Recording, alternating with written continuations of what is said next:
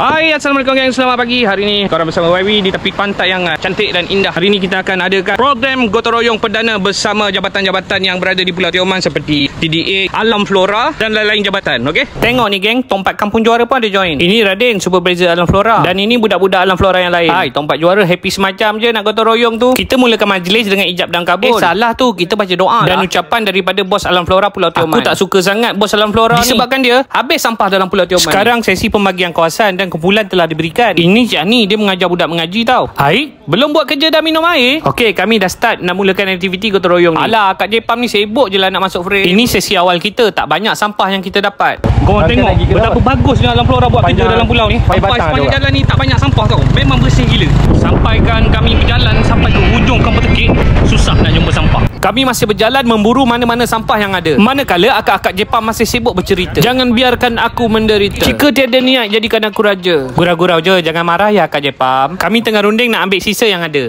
Dia akan melincip ke pemandangan tu, okey?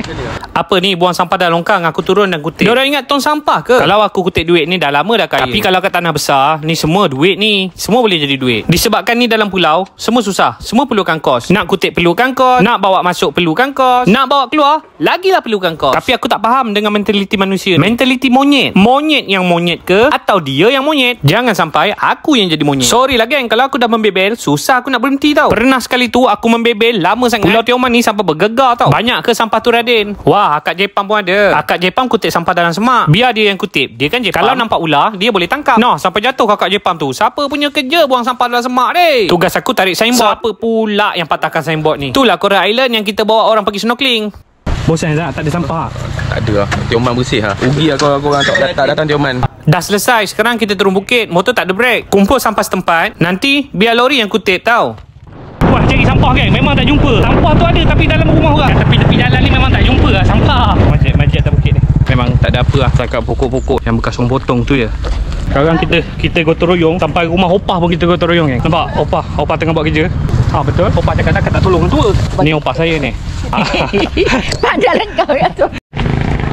Sekarang kita dah collect semua sampah. Giliran lori pula angkat letak dalam lori. Kami balik tempat kami berkumpul tadi. Ada hidangan yang disediakan. Aku makan dulu geng. Aku dah habis makan. Ada job lain yang menanti. Sekarang aku ke sebelah. Aku ke Kampung Air Batang. Gotong royong kita sampai ke kampung sebelah tau. Tapi aku stop sampai sini je. Okey geng, hari ni aku dah habis program gotong royong perdana bersama Alam Flora dan jabatan lain.